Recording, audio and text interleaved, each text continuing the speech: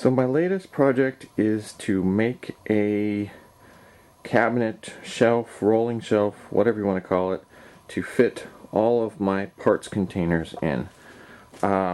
Originally I had been putting them underneath the flip top bench, and it's really dark, so hopefully you can see something, but I have two Sortimos, some of the Harbor Freight / Home Depot ones, a bunch of these really nice Milwaukee cases, a Craig, yeah,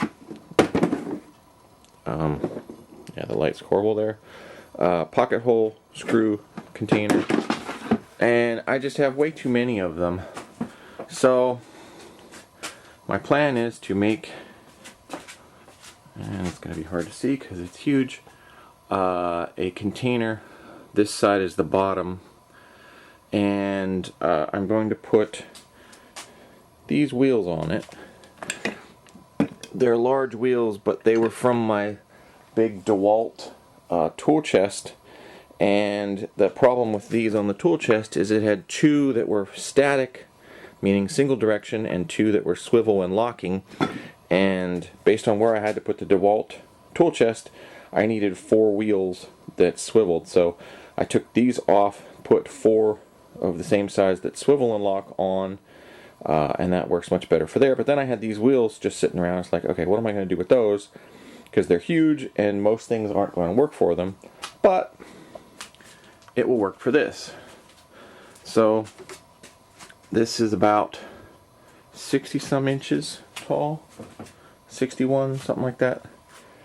I had a bunch of these pine boards that I got from taking apart. Somebody was throwing away, I guess, a twin bunk bed or something.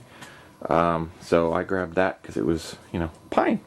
And so I had this size already cut to fit effectively because they were that length. Excuse me. And then 2 of the wider boards, I figured put wider in the front to give it a little more support, and then since I have a back on the back, the thinner ones would work. And yeah, so it's about 61 inches tall. For the base, I used a piece of half-inch plywood, and then I had still some more of the bowling alley floor. This is actually 2 pieces, like from here to the front is 1 piece, and there down is the back is another piece. So I figured I want to have the bottom way more to give it more stability, and I needed to use this up anyway, and I didn't have 3/4 inch pieces of plywood to, well, I did, but not the right size for the base. So I figured, why not do 1/2 inch plywood, this, and then another piece of 1/2 inch plywood, and then I used pocket holes to hold these verticals to the base, and then I have another piece of 1/2 inch plywood, well, 2 pieces that go up the back, and then for the top I had a piece of, I don't know if this isn't quite 2x2, but it's not 2x4, so maybe it's 2x3, something like that. It's 1.5 inches by 2 inches, I don't know. Anyway, and then a 3/4 inch piece of plywood for the top. So on the sides, each of the sides, I have a piece of this 2 by whatever, and then a piece of 3/4 inch plywood, or see the 3/4 inch? Yeah, that's 3/4 inch. 3/4 inch across the back between the 2 rails, up at the very top, and then a 3/4 inch top on it. And I'm going to put my Sortimos in, and then I figured, okay, well, how am I going to get this attached for the side pieces to hold the shelving up? Because some of these are really heavy, like this one is mostly bolts, and that's really heavy. So that one's going to go on the bottom. This is, and then what I did was I figured, okay, what do I have? I can either put boards across, and it's like, wait a second, I have angle iron. So where's that spacer? The spacer is gone. No, there it is. Oops, that was loud. So for spacing, I use this piece And then put that down like that. And then that gives me about a 1/2 inch gap.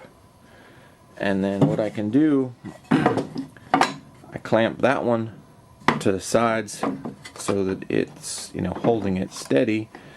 Then take this spacer out, take this piece out, or this box out, and then I can screw it into the sides. So I put four of whatever size those are. That's like an inch screw with number 10 washers. So 4 of those screwed through into the sides should be fine.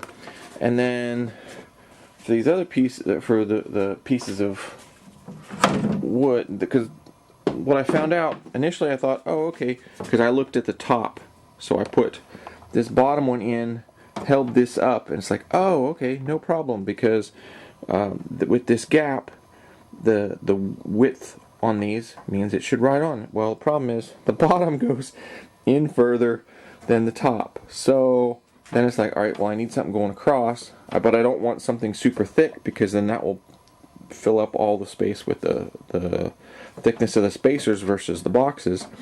So then it's like, okay, wait a second, I have a bunch of 1/4 inch, or I think it's 1/4 inch, might be 1/8 inch, very small pieces of thin wood from other things I've taken apart. So like this is from a dresser, the side piece is off a dresser, and that's a piece from another dresser piece. And then there's this other 1/4 inch piece that I got from Steve. So I can just use that. So what I did for there, let's see, get this out of the way, get that out of the way. So you can see I have it notched, so that way it holds in place.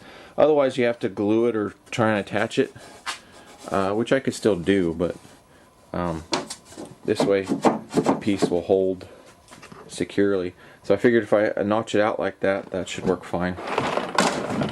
But yeah, that's the latest in progress piece, and it's going to be interesting once I get it all set up. I should have enough space in this size cabinet to fit all the containers I currently have, plus space for, I'm hoping, 3 or 4 more if I measured right, but the measuring wasn't taking into account this gap and spacing. But I still think I should have enough space to put several more after that. And if nothing else, even if I fill this up, I still have all the space underneath the flip-top cart that I can put 6 containers, at least 4 containers. So yeah, but this way all my parts are going to be in one location.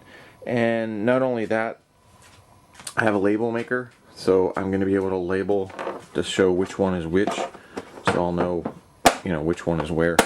But yeah, this ended up working nice because they fit inside the container, or inside the rack nicely. And I pre-drilled, since it was going to be a pain, I already pre-drilled to put the wheels up in.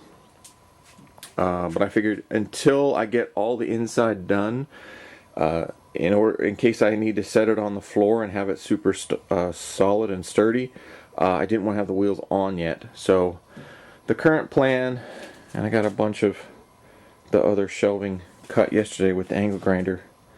The current plan is to put all the side pieces in and get these spacers in and figure out where I'm going to put the different things. And then put the wheels on, then set it down, and then load it up. But yeah, I think it's going to be nice and solid. And this helped use up some of the extra scrap that I had laying around.